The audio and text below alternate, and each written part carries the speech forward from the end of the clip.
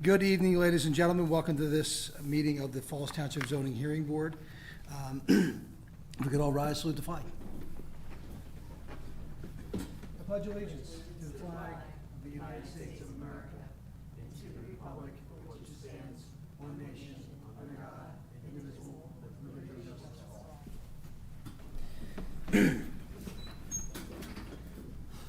all. Okay, we'll start with a couple board introductions here. To my right is Lady Strylick. Lady Yeah, thank you. All the way down to my left is Aaron Mackey.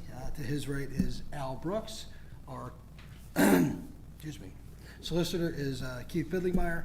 Our court reporter Karen Wright Brown. From the township in person here we have Diane Baree, and via Zoom we have Ed Neubauer.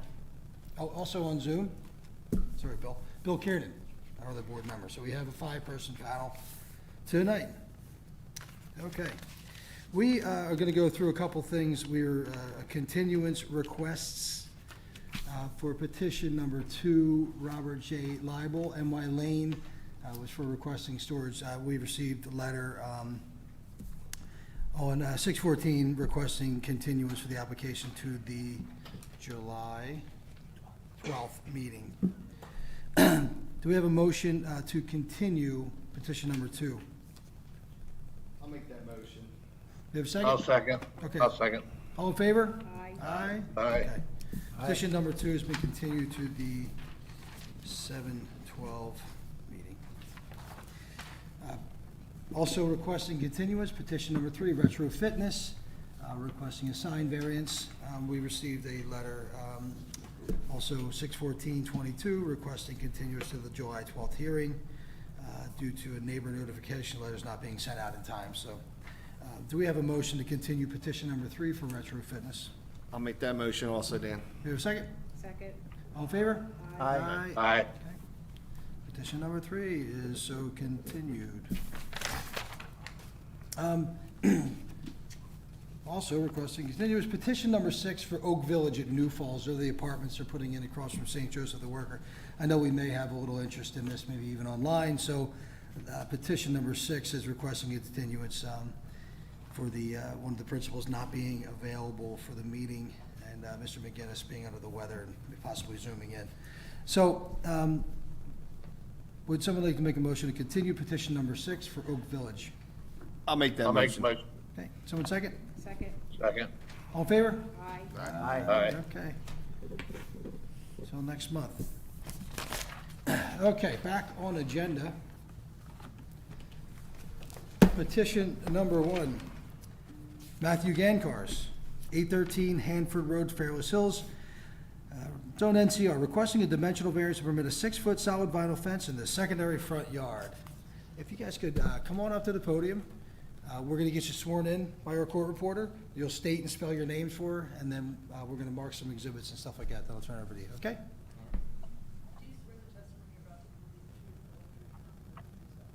Yes.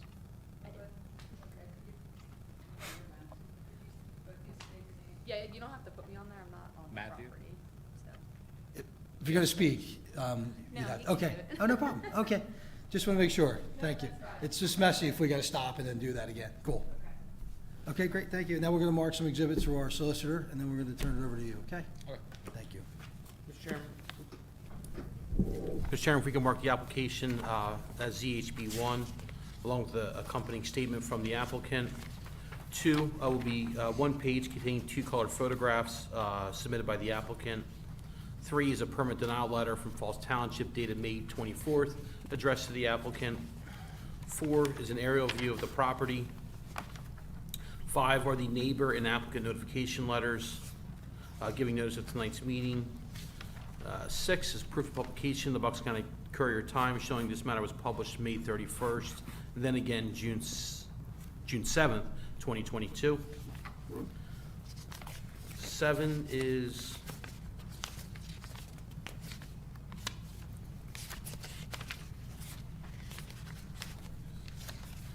seven pages containing 7 colored photographs, one of which shows that a property was posted as required. That is all the board exhibits. I'm satisfied the appropriate notices have been satisfied. This matter can proceed. Okay, thank you, Mr. Billingmeyer. Mr. Gancarz, what's going on? All right, so when we moved into our house earlier last year, they did sewer line work, and I guess the contractor messed the fence up pretty bad. Never put it back together the right way, so it's got like poles missing, there's bigger gaps in the bottom of it. So we have the pool, so we've already had problems with kids being in our backyards already once or twice. So we were just trying to move forward with a fence that's gonna be safer for us, plus our dogs and, you know, the neighborhood kids. Like, we don't want anything happen, you know what I mean? Great, thank you. We're going to have some of the board members ask you questions if they have any. We'll go from there, okay? Laney? I think your mic's off. There you go, red light. You're going to take down the existing chain link fence and then put the privacy fence up, correct? Yes. Are you going to remove all the vegetation around that fence also? Yes, All we the plan bushes on and it. stuff? Yeah. Okay. I know there's a fire hydrant close to the fence too. You got to watch out for that, I know that. I have no other further questions. The house on Glenmore has the same kind of situation. They have a fence up all the way around their property, so that's fine with me. Thank you. Aaron? So I just have a quick question. It says that it was denied because of a 6-foot solid fence is not permitted in the secondary front yard. It looks like the chain link fence is around both the secondary front yard and the primary front yard? Yeah. So you're gonna do 6 foot everywhere, right?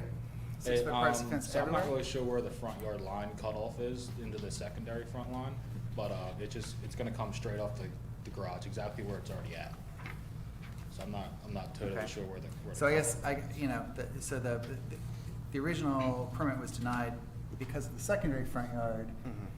Would it also been denied because of the primary front yard? I'm not sure. Yeah, right, wasn't really a question. You see what I'm asking, guys? Yeah, well, the primary front yard is on Hanford, right? So it doesn't go past the front of the house, so it doesn't go into the primary front yard, as it were. I guess that's my question. Would this new 6-foot gate go, not gate, fence, go on the primary front yard also? No, I don't believe so. No, it wouldn't. Okay, great, thanks. And that's it, I'm good, thanks. Yeah, it's just the blue line, right? Like two Yeah. around- yeah. Bill, any questions? Well, he already answered, so this fence is replacing the existing fence you have there, correct? Yes. And I don't know, is there a hardship letter? Usually we have hardship letters in a packet. I don't have one. I'm sorry, what was the question again, Bill? The hardship letter is not here. Am I just It was missing page that? three of our packet. Dear zoning hearing board members, it starts.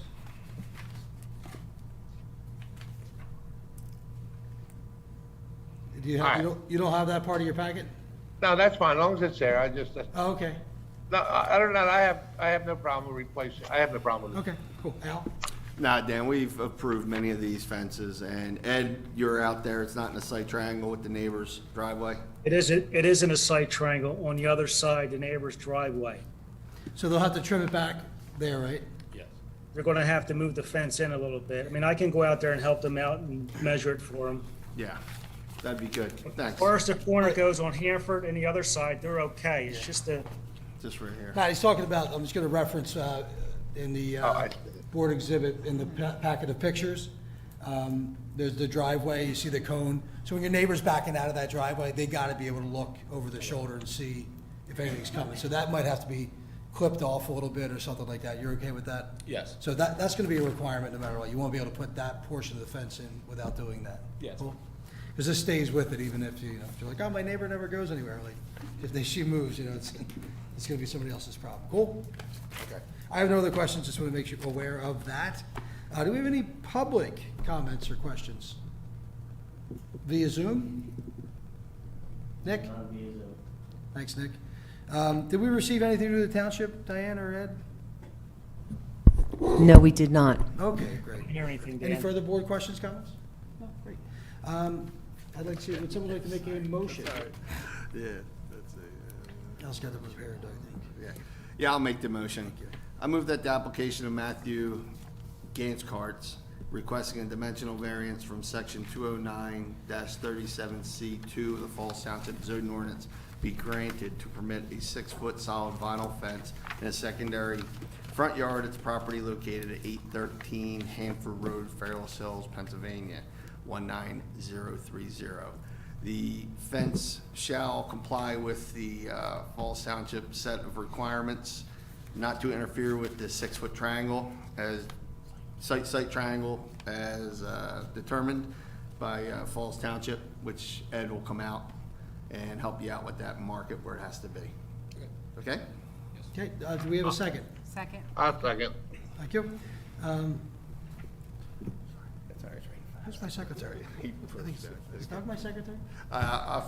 Did you want me to do it? like Yeah, if you after could, doing yeah, it? please, thank you, Lee. Al, Yes. Aaron, Yes. Bill, Yes. myself is a yes, and Dan? Yes. Okay. You're going to receive a letter from our solicitor's office about your next steps, okay? Okay, thank you. Great, thanks, guys, have a great night. You too.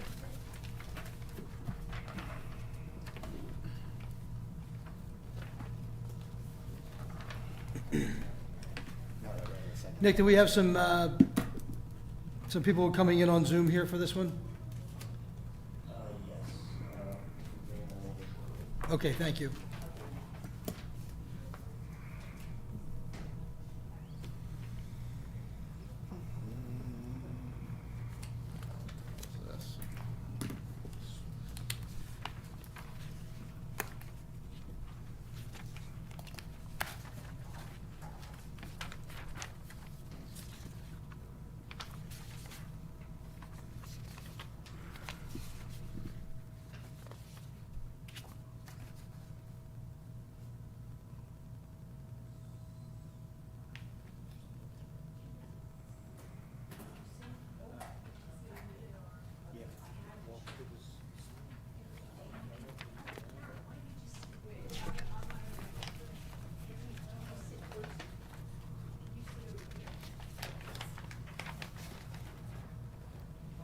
Push that screen.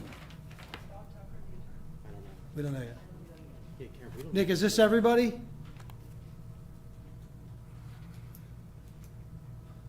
Yeah, there's 3 people, I believe, for, Okay, we're seeing Matt and we're seeing Bob. Hey, Yeah, Greg Winans, from the applicant from AB3 is on here as well, so that's the Okay. one, just Greg. thanks. And Bob, you're the attorney representing tonight? Correct. Okay, thank you. All right, great. So we have everybody in here now. So, Bob, you don't mind, we're gonna go ahead and get your witnesses sworn in first before we get moving? Great. Okay, so the next voice you guys hear, or you people will hear, will be our court reporter. If you could swear and affirm with her, please. No, we can't see, who's the, do we have somebody else in this room? We don't see everybody. There we go. Here I am. Thank you so much. Here we go. Sorry Okay. about Okay, I'll swear both of you in. Raise your right hand, please. Do you swear the testimony you're about to give will be the truth, the whole truth, nothing but the truth, so help you God? I do. I do. Great, thank you. Could you each state and spell your full name? Ms. Matt Starr.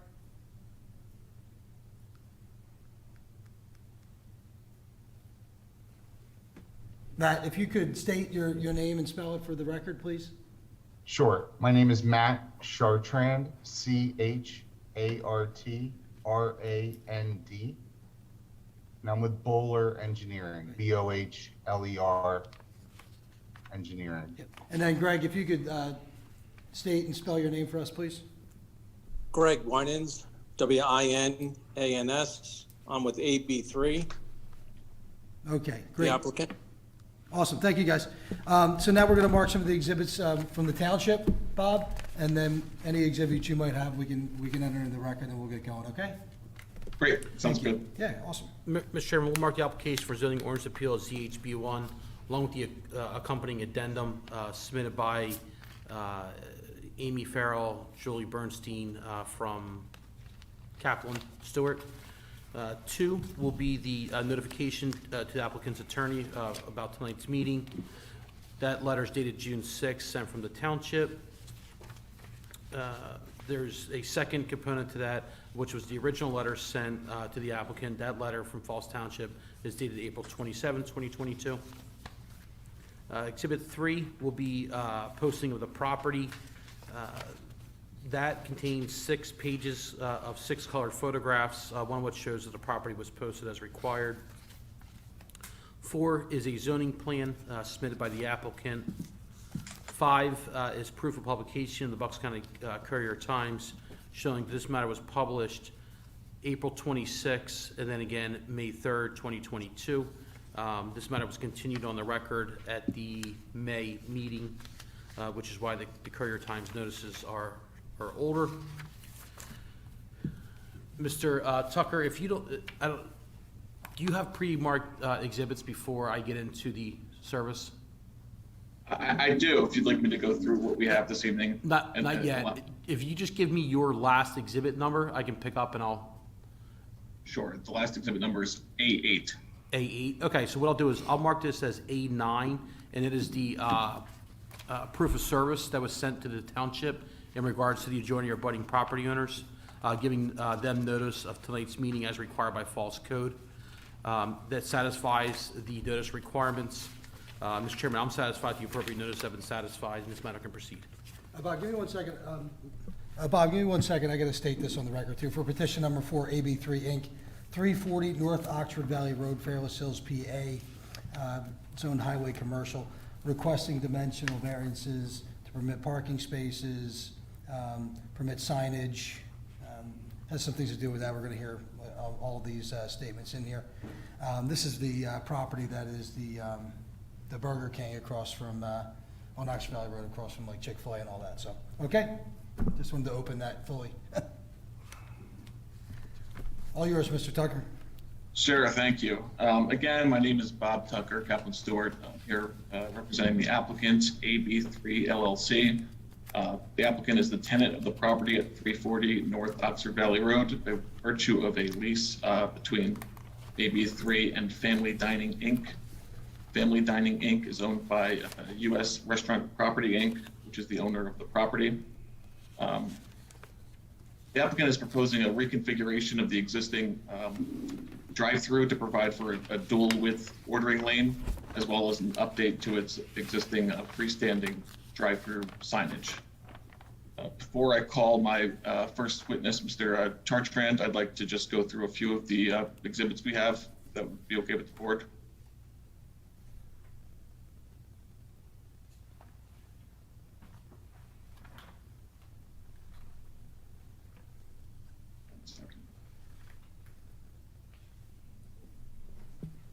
I think that's a yes, go ahead. Oh, I'm sorry, yes. No, sorry, I was just pulling it up. Yeah. Can the board see this is what we have pre-marked as A1? This is the application and Yes. addendum. Great. And then A2 is the deed for the property. And then A3 is a redacted lease agreement between AB3 LLC and Family Dining, Inc. To establish standing. And then the remainder of the exhibits that I'd like to just pull up as we go through Mr. Chartrand's testimony, if that's acceptable. Okay. Okay. So at this time, I'd call Matt Chartrand from Boulder Engineering. Matt, please state your name and address for the record. Sure. My name is Matt Chartrand. I'm with Bowler Engineering, 74 West Broad Street, Bethlehem, Pennsylvania. Can you describe your educational background for the board? Yes, I have a Bachelor of Science in Civil Engineering from Bucknell University, graduated in 1997. I am a professional licensed engineer in the state of Pennsylvania. I've been licensed since April of 2005. I have been working in Bowler Engineering in the capacity of a project manager since, I guess, the early 2000s, and started at Bowler Engineering back in 1999. So almost 23 years of experience with land development, specifically in the commercial retail space. Have you ever testified as an expert witness before a municipal board or courts of the Commonwealth of Pennsylvania? Yes, I have, many. At this time, I'd pull up what we have marked as Exhibit A4, which is your resume. Is this a accurate summary of your professional qualifications? Yes, it is. At this time, I'd like to move to admit Mr. Chartrand as an expert in civil engineering. So accepted. Thank you.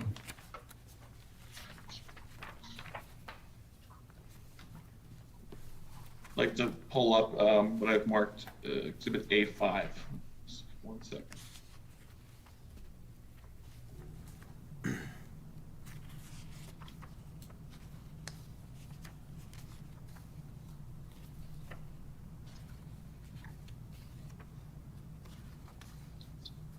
apologize. That's okay. Let me pull it up. We're all doing our best out here. I should be better at it by now, though. Here we go. A5.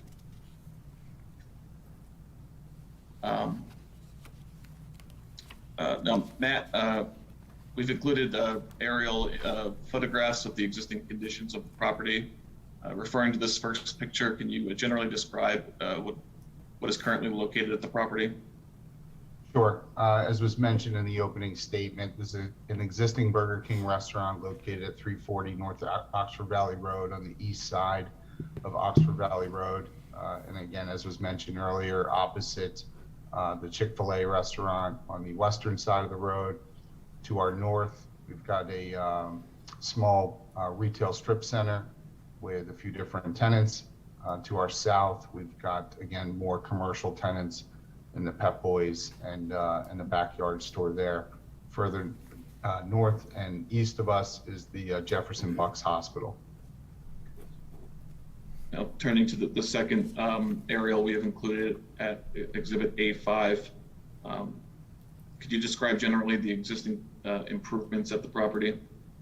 Sure. The overall parcel itself is about 2.33 acres, containing the Burger King restaurant.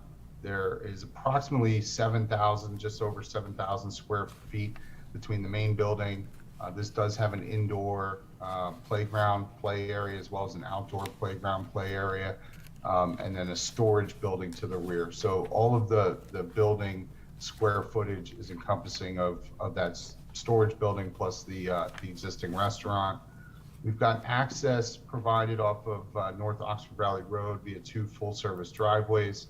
There's also an internal driveway on the north east corner of the lot that connects to the adjacent restaurant plaza that I had noted earlier. The existing drive-through is located at the rear of the building to the east side or right side of the plan as you're looking at it here. That's the entrance for the drive-through that then wraps around to the north side of the building before exiting. And do you know the... Go ahead. No, sorry. Were you finished? Yes, go ahead. Do you know the zoning for the property?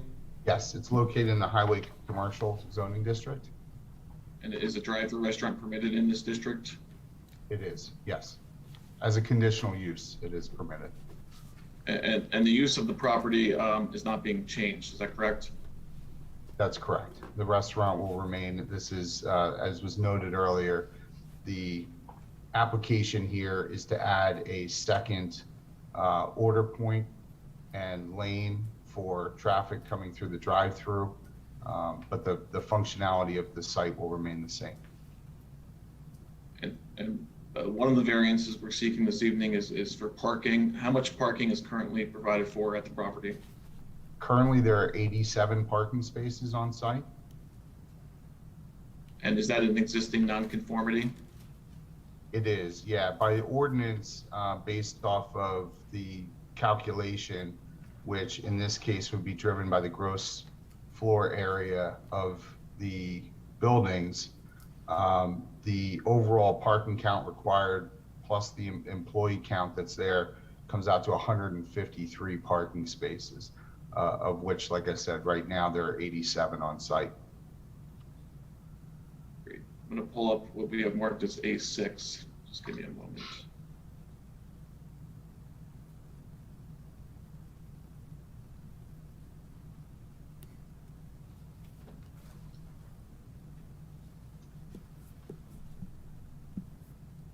We have this marked as A6, which is the zoning plan. Are you familiar with the proposed plans that were prepared in connection with this application? Yes, I am. Now, looking at what we have marked as A6,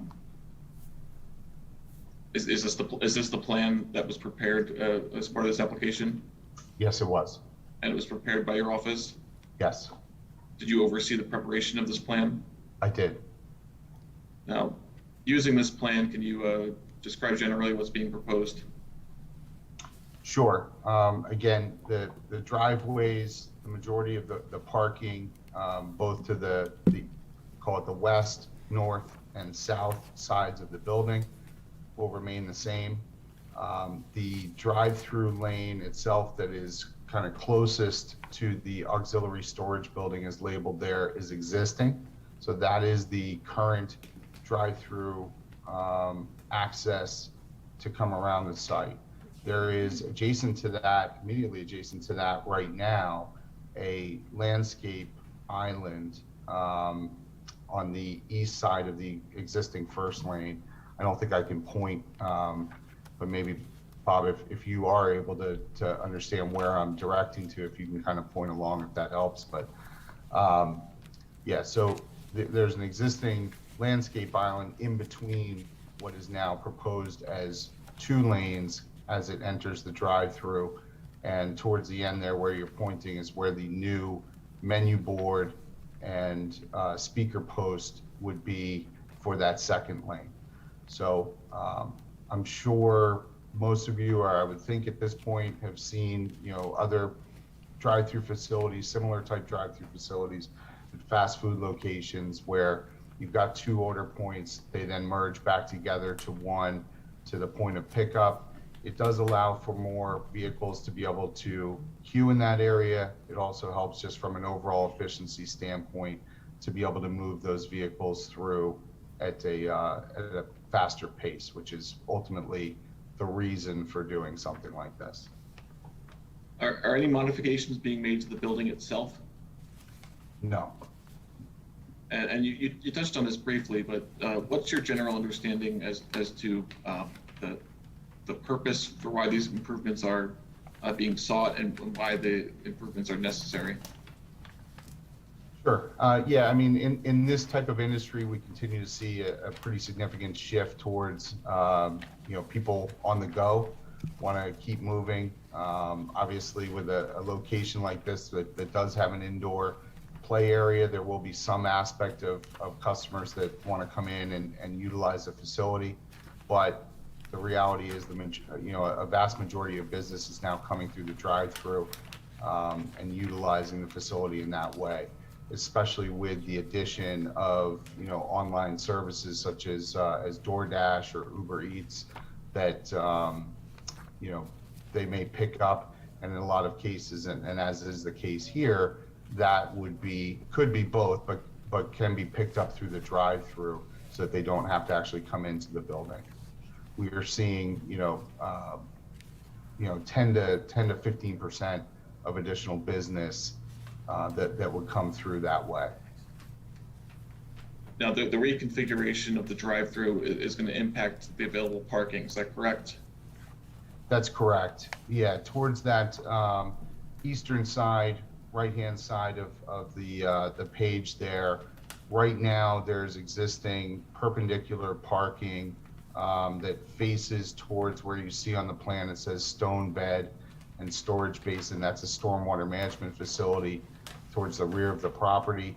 So where we have 8 parking spaces now labeled, they are going to be proposed to be converted to parallel parking spaces in that area as opposed to being perpendicular. So right now there exists 18. We would be removing 10 of those spaces and then reconfiguring it in this manner for parallel parking. For the most part, our expectation is that these will likely be, spaces used for employees. So how many spaces will be provided after the reconfiguration is complete? There'll be 77 parking spaces overall on site. So that's a reduction of 10 parking spaces than what is currently provided? That's correct. The dual configuration will provide additional space for cars to stack in line, is that correct? That's correct. Yeah, so we have right now, from the order point to the point of pickup on the building, approximately stacking for about 8 vehicles. And just to the order point, with the addition, we would increase that capacity by another 2. But then in reality, you can see where those vehicles are kind of shown in a light hatch on our plan. We additionally have space for what appears to be another likely 6 vehicles, 3 in each lane behind that point. So this will, significantly increase the capacity of the lanes themselves and keep it out of the kind of common area of traffic for customers that want to come in for parking. Did you consider any alternative layouts that would have accomplished the increased drive-through capacity without decreasing parking, or at least resulting in a loss of less parking? We looked at several different alternatives to try to come up with a scenario that would work for this.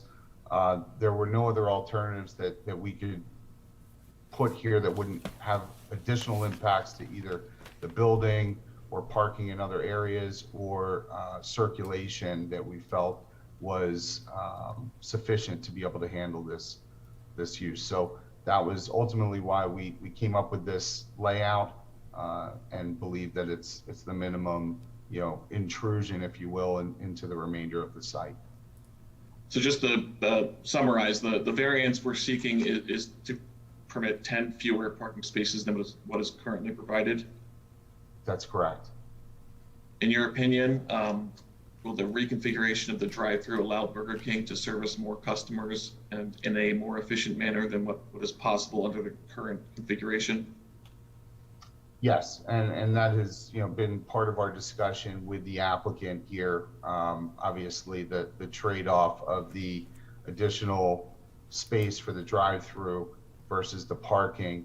And Greg is here and can answer questions if needed. But again, from our conversation and discussion, that the drive-through operation was much more important to them, and they still felt that they had more than sufficient parking. Just being honest, 77 parking spaces is considerably more than we would have at a typical restaurant like this. So from an engineering perspective and in your professional opinion, do you have any concern with the overall reduction in parking that results from the reconfiguration here? No, I do not. Great. Now turning to the next component of the relief we're seeking this evening, which is signage. Bringing up what is marked as A7, identified as order point cut sheets. As we mentioned, we're also seeking variance relief related to signage improvements that will go along with this upgrade. Using the Exhibit A7 here, the order cut sheet, can you describe generally the signage modifications that are proposed and identify the general locations on the plan? Sure. So typically for any drive-through lane, we have a main menu board that has all the menu items on it, and then we have an order point with a speaker box like this that would be able to display on it, what your order is, so you can match that up with what's been discussed through the order point. But each lane independently needs both of those in order to be able to function efficiently. You've got the menu board so that people can see what they're trying to order and be able to, again, move through efficiently, not have to hopefully ask too many questions or hold up the line significantly from where they are. But that's why in this case the ordinance appears to only contemplate a single drive-through lane, and therefore signage only associated with that single lane. And now that we have 2 and need 2 sets for each, that's where the variance relief comes in.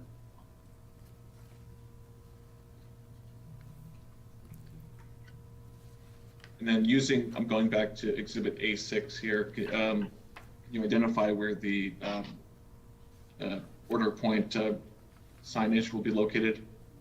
Yeah, immediately left of where your cursor is right now, there's 2 order points and then the menu board is just to the north of each of those, so that as you're, you know, the order board will be directly outside your window, the menu board kind of slightly ahead of you facing, and that will allow you to be able to, you know, see what's on there and complete your order in a most efficient manner.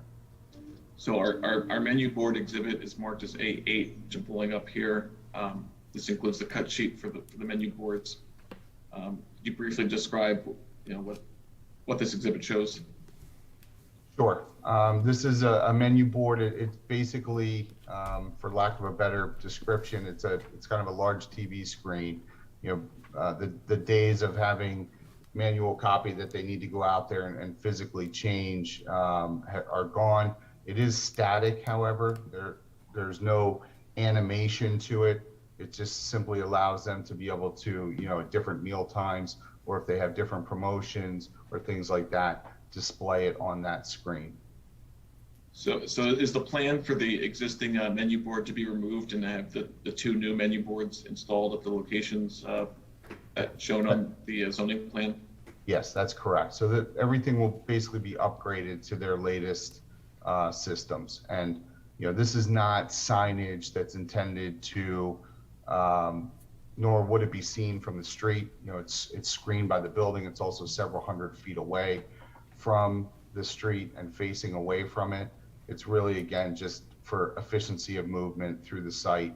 And that's why, you know, the size is what it is, so that people can see and read and make their decisions and be able to move through quickly. Can you explain what relief is required in order to install the proposed signage for this application? Sure.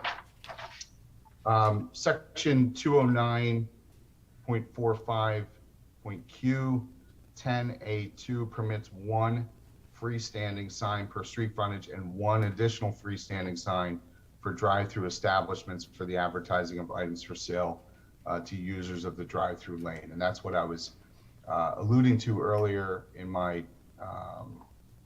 you know, discussion of what we're proposing to do here, that, you know, I'm sure when the ordinance was written, this type of drive-through configuration was maybe not necessarily contemplated at that time. But in our case, we would then need two menu boards, one for each lane, and two order stations, one for each lane. So that's where the variance comes in. It's for the number of signs, not necessarily the square footage.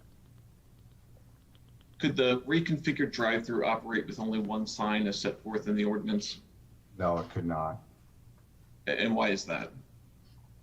Because, again, from a functionality standpoint, the real advantage here is towards having those two independent order points there, so that if someone, you know, has a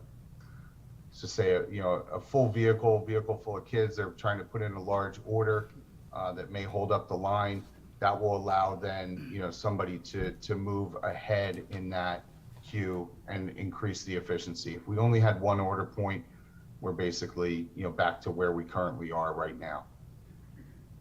Is it realistic to eliminate the digital signage?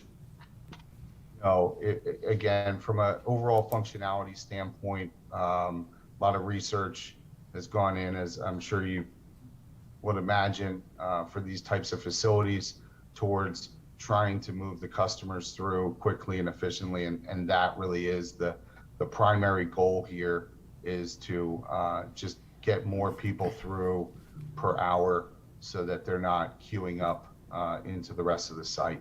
So no, I don't foresee a way that this could be done without this signage.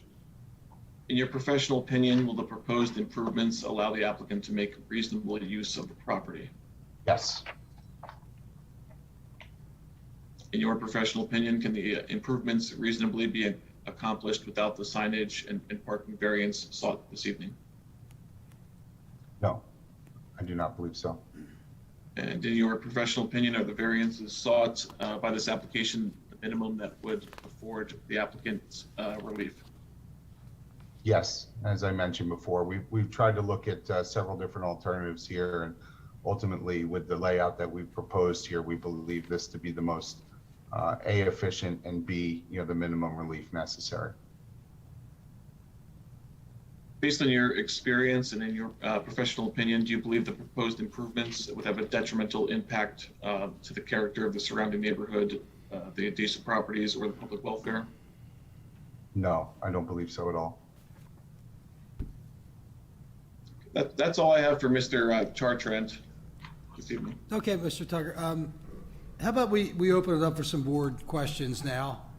And if we find it appropriate that Greg chime in to answer something, maybe we can do that, okay? Absolutely. All right, great. Okay, Aaron? Sure, so I've got a couple questions. So the layout makes a lot of sense. So more customers are going through the drive-through, they're not parking and coming in.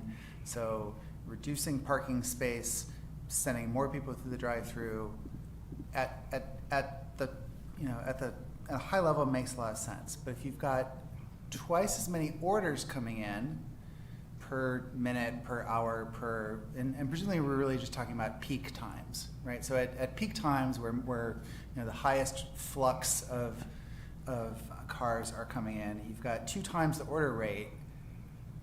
There was a question earlier about was anything inside the building going to be affected? The answer was no. So what operational changes are you going to be making so that you can actually fulfill your orders at twice the rate?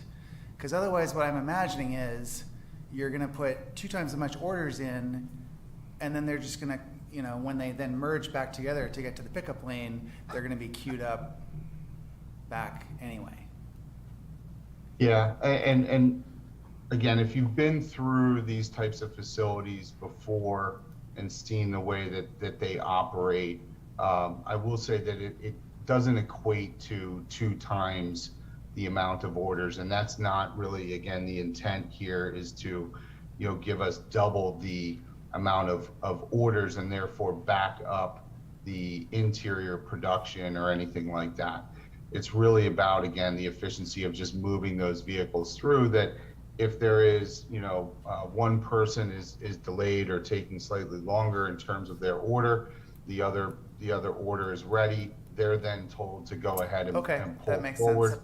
Yep. Yeah, and then the next one comes in behind. So it's really just a functionality of kind of queue management. It's not So double it's the not that, output. this is a very operational sort of question. It's not that the restaurant itself has excess capacity to be filling more orders, and you're adding a second lane so that you can make use of that excess capacity. Maybe you have 10% or 20% excess capacity. You don't have 50% excess capacity to fill those orders. Okay, great. That's correct. Great. Again, it's a management of the queue of vehicles is really what this is for. So my next question is also about a choke point. It's not about the fulfilling orders, but it's about traffic back onto Oxford Valley.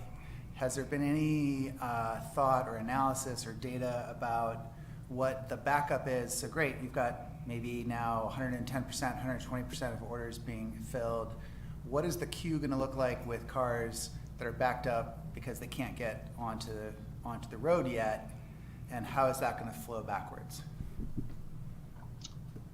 I will say that we did not do any specific analysis for this location as it comes to the queue of those driveways. The reality is with 2 full access driveways out to Oxford Valley Road, and both of those driveways, as you can see here, actually do have it may not appear that way when you're looking at it, but it's actually a fairly significant throat length, which is the description of kind of how long each of those driveways are.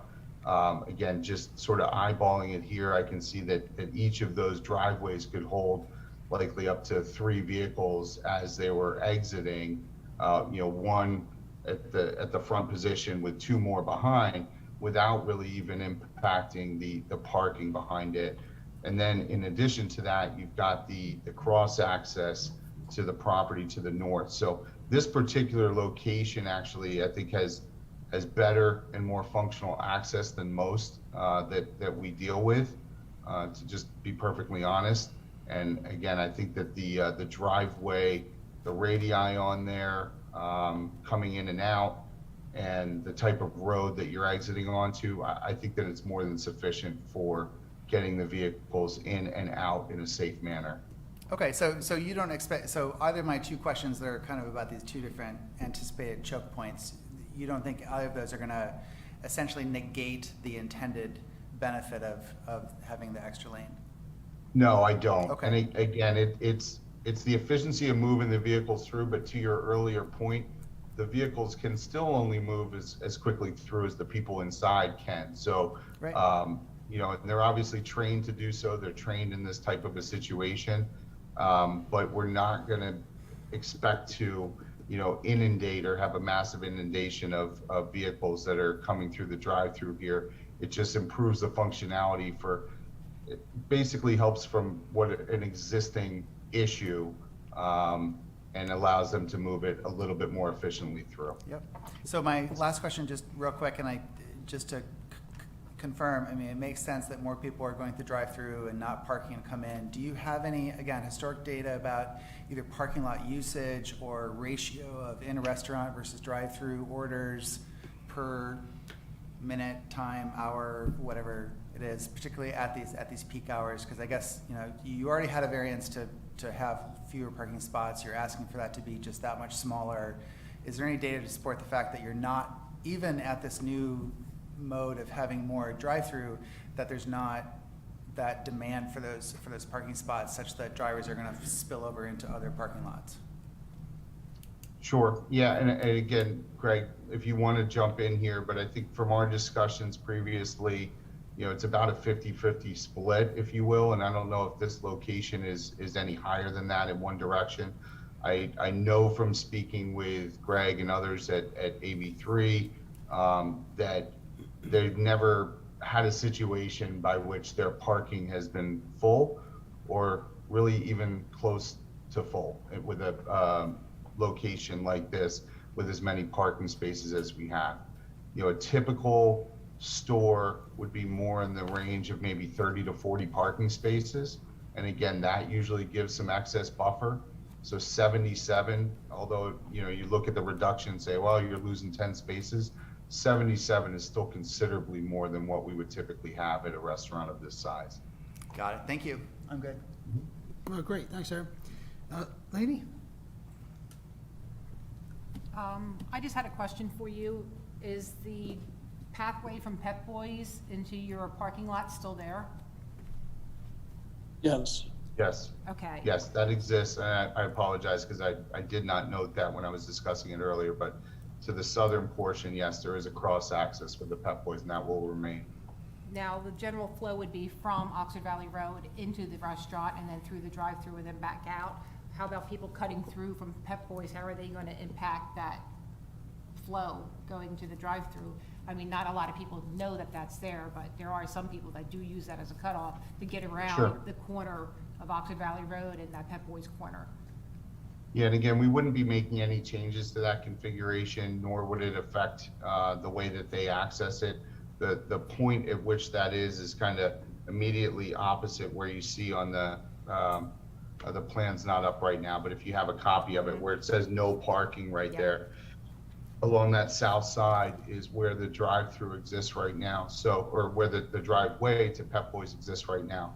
So they would still come into the site if they were going to access the drive-through. They would make a right, they would make a left turn, they would choose which lane they wanted to enter based on, you know, maybe the queue of vehicles that sits there today. But I don't believe that it'll have any impact to the overall functionality of the site.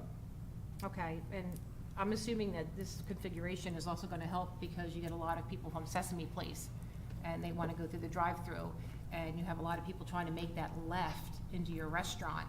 I know that sometimes people can't make that left because of the traffic situation on Oxford Valley Road. How is that going to be handled? Because now, I mean, I'm hoping that this drive-through situation will alleviate that because there will be 2 points of entry, so you won't have as many people trying to make that left-hand turn into your restaurant. Is that correct? Well, yeah, we're not proposing to make any modifications of our existing driveways or anything in the roadway. So I'll just say the unfortunate reality is if they can't get into the site because of, you know, traffic that is out there today, they may choose to go somewhere else with different access. We hope that's not the case, obviously, for something like this.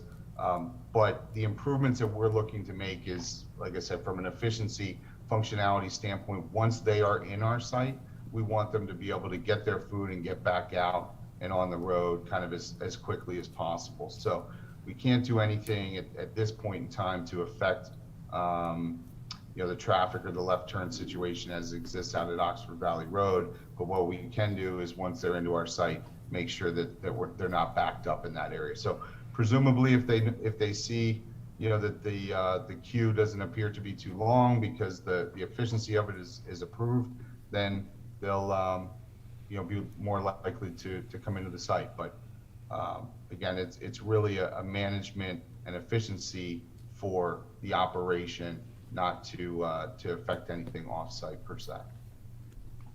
Okay, that's what I had. Oh, thank you. Bill? Yes, I have a couple questions. So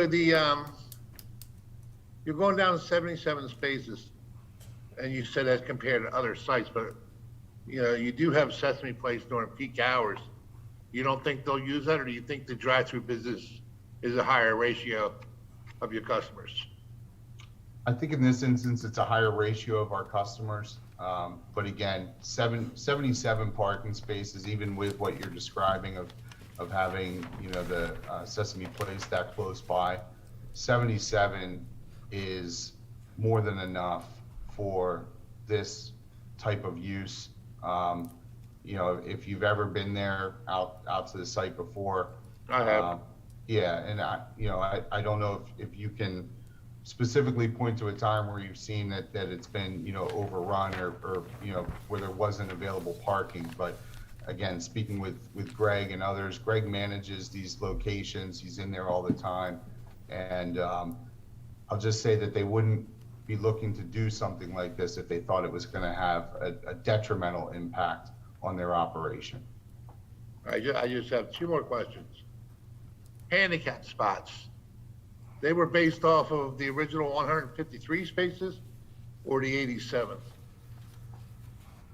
1, 2, 3, 4.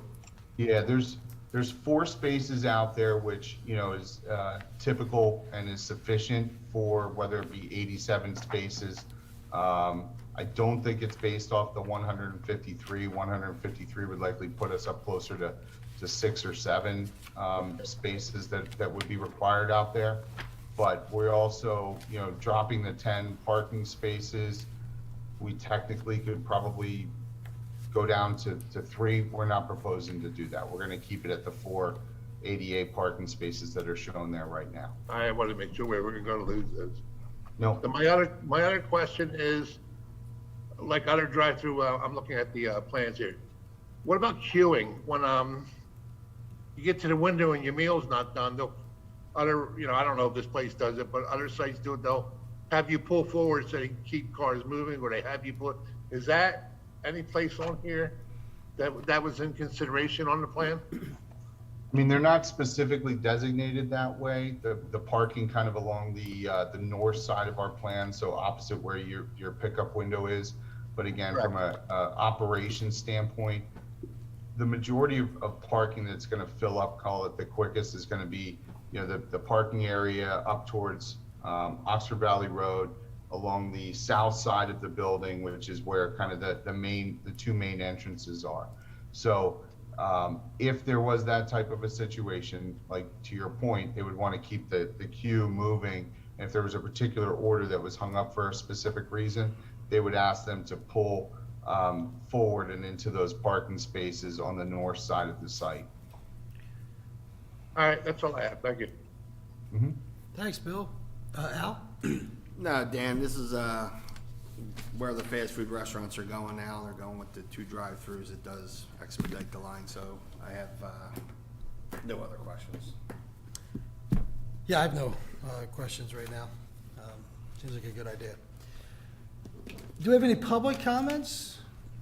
Questions? Not right now? Okay. And anything through the township there? Nothing through the township.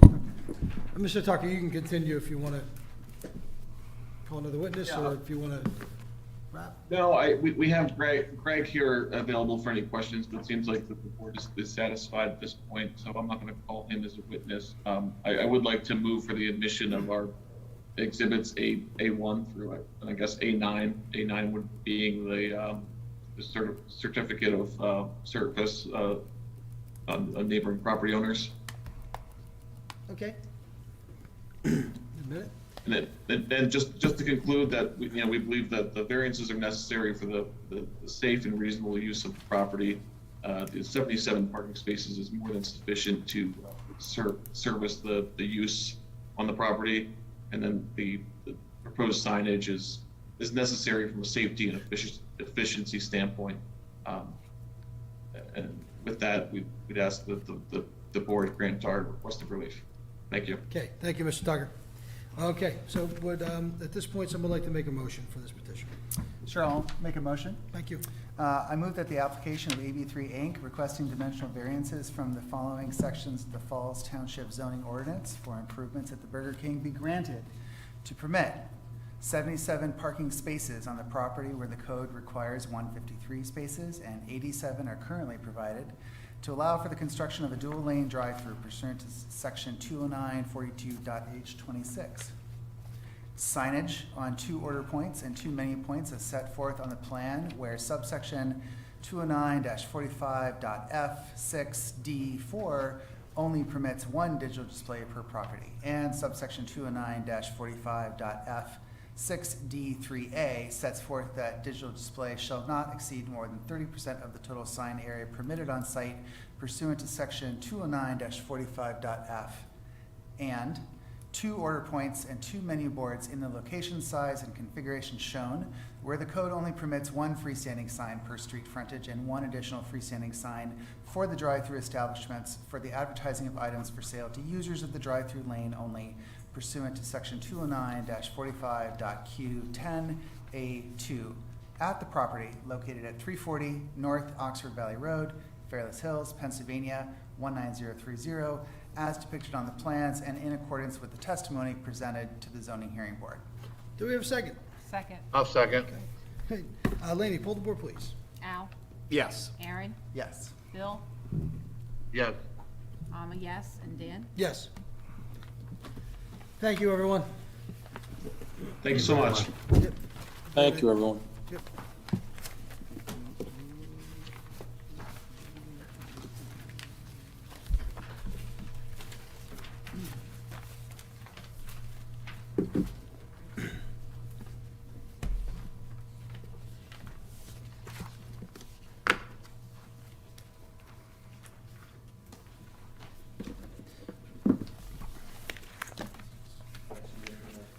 Good evening, Mr. McGinnis. Good evening, everybody. How are you this evening? Great, let me open this one officially this time.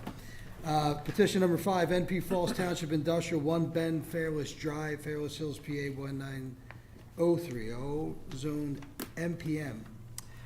Requesting some dimensional variance to construct a parking garage with 2 driveway entrances and permit a building coverage of 41.88 where 40 is allowed.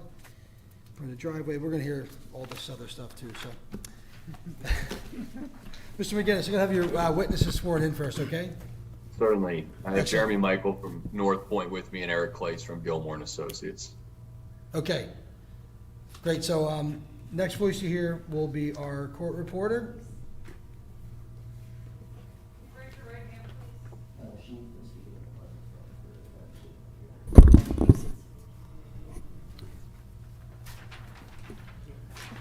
Can you raise your right hand, please, the witnesses? Do you swear the testimony you're about to give will be the truth, the whole truth, nothing but the truth, so help you God? I do. I do. Can each one of you please state your full name and spell it? I guess start with Eric Clace.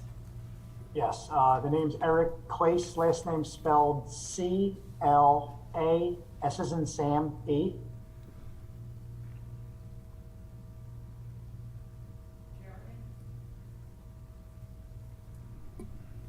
Jeremy?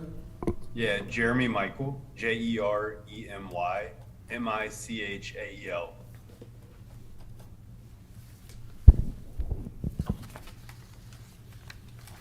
And Mr. Harrison, are you being sworn in? I'm sorry, I didn't catch if you were an attorney or not. I am not. Okay. I'm with North Point as well. Oh, great, thank you. So if you could state and spell your name for us, please. Yes, Peyton Harrison, PeytonHarrison.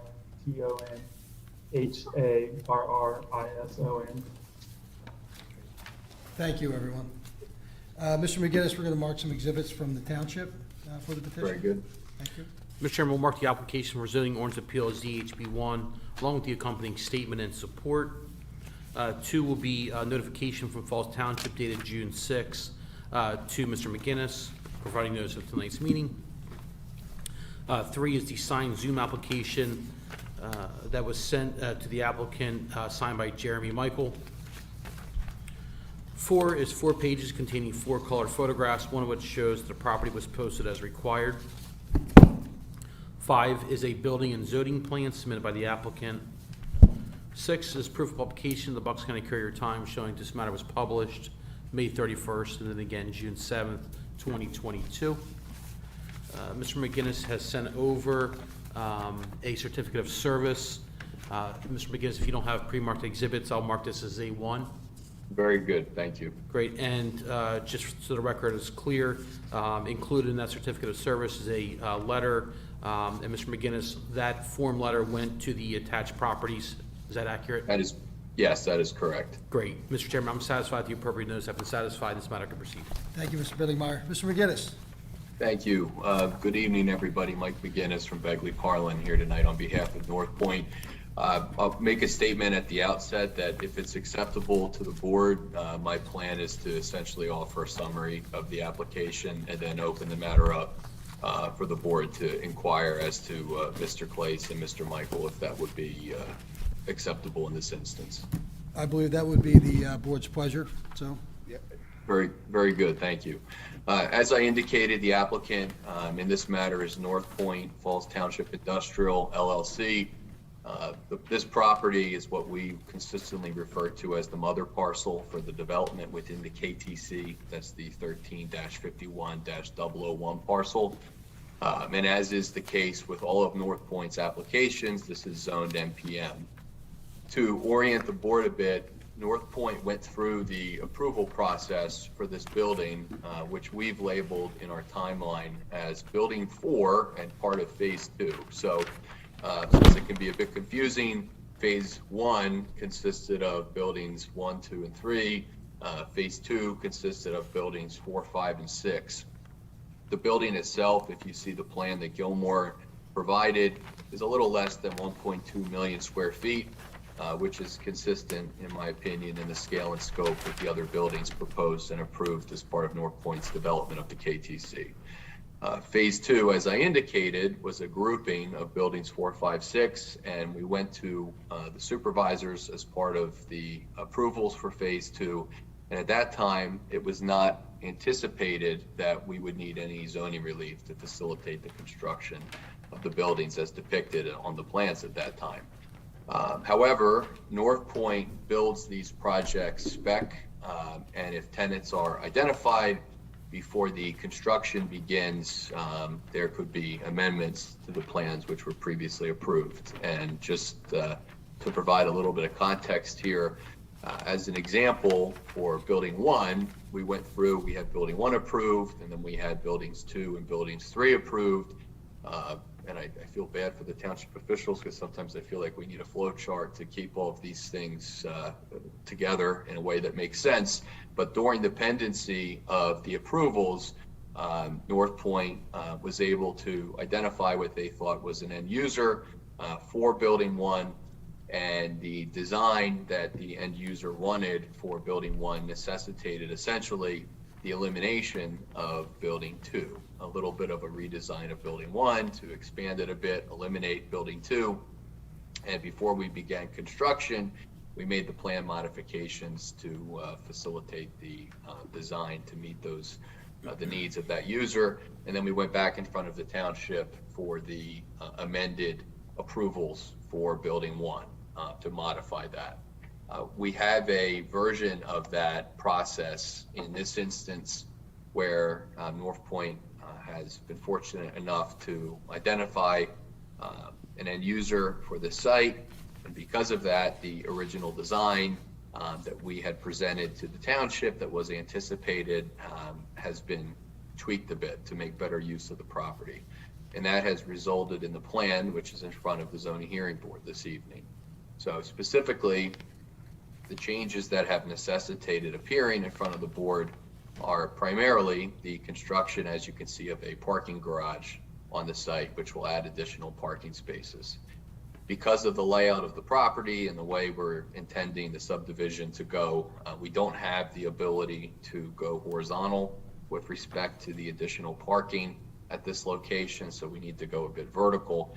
And a parking garage counts as building coverage, which brings our building coverage percentage on this site to 41.88%, where 40% is required. It is compliant. We're significantly under what's allowed from an impervious surface standpoint, but we do need what I would consider to be minor de minimis relief from the building coverage, which is a variance from 209-30D. The other revision, which is in front of you, which we made, which necessitates zoning relief, is a bit of an expansion of the drive aisle width. So if you look at the plan, you can see two separate drive aisles, one of which depicts a width of 50.13 feet, the other of which depicts a width of 36.13 feet, where 30 feet is the maximum width that's permitted in the ordinance. This is a variance from section 209-42E. And really, this has come about because we've been trying to coordinate our efforts between North Point, the projected end user, and the fact that there are other businesses, which you can see on the site plan, which operate here. And we're trying to facilitate a safer environment so that the trucks entering and exiting from ingress and egress standpoint have adequate turning radiuses, and again, create a safer situation for trucks accessing the site. So that is the background and explanation for our zoning relief that we're seeking regarding the drive aisle width. I think that both of these variances are improvements for the site. One is de minimis in nature, and the other is to create a safer condition regarding truck turning. Everything else is basically identical from what the supervisors have seen and approved previously.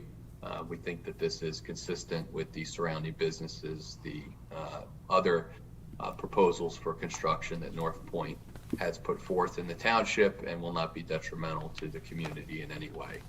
And with that, if it's acceptable to the board, I would like Jeremy and Eric to both swear and affirm or correct if I misstated anything, that my summary is accurate to the best of their knowledge and belief, and will be substantially consistent with testimony that they would have offered directly to the board if they were called as witnesses. Yes, I agree. Correct. Great, thank you, Mr. McGinnis. We'll open it up now for some of our board questions. Okay, so whoever feels the best suited to answer that, please jump in. Al? I have no questions. Aaron? No questions. Lynn? It sounds like a pretty laid out plan, so I don't have any questions Absolutely. either. Yep, Bill? I'm good. Yep, No I'm questions. good. I have no questions. I do have one question. How you feeling, Mike? I'm looking forward to ending my isolation tomorrow. There you go. So I appreciate it. Yesterday, if I did this last night, you wouldn't have, I think, made out the words I was saying. I sounded geez. like I swallowed a frog. So I appreciate that. Thank you. I'm Glad doing you're feeling- better. Glad you're feeling better. Any public comments or questions? Oh. She has a question for North Point? No, okay. I just wanted to hear, thank you. Any thing via mail or Nothing from the township. nothing from the township on that end? Okay. All right, great. So, Mr. McGinnis, anything in close or? No, that is all. Thank you as always for your consideration this evening. Thank you. Would someone like to make a motion for this petition? I'll make the motion. I move that the application of North Point Falls Township Industrial requesting a dimensional variance from section 209-30D and 209-42E of the Falls Township zoning ordinance be granted. To one, construct a parking garage with two driveway entrances. 2, to permit a building coverage of 41.88% instead of the maximum 40% otherwise required. And 3, to permit driveway widths of 36.13 feet and 50.13 feet instead of the maximum allowed of 30 feet at a setback of 55 feet from the street line at 1 Fairless Drive, Fairless Hills, Pennsylvania, 19030 is depicted on the plans in accordance with the testimony presented to the zoning hearing board. Do we have a second? I'll second. Okay. Vote for us.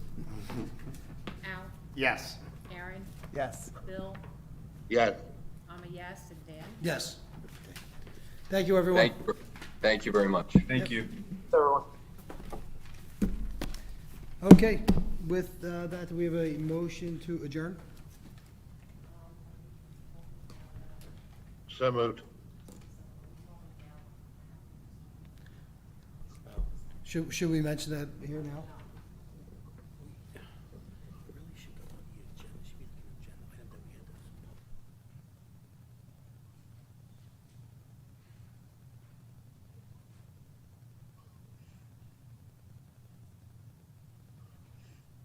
All right, so we don't even need to mention it, right? Okay, so with that, yeah, we have a motion to adjourn. I make a motion to adjourn. Do we have a second? Second. All in favor? Aye. See ya.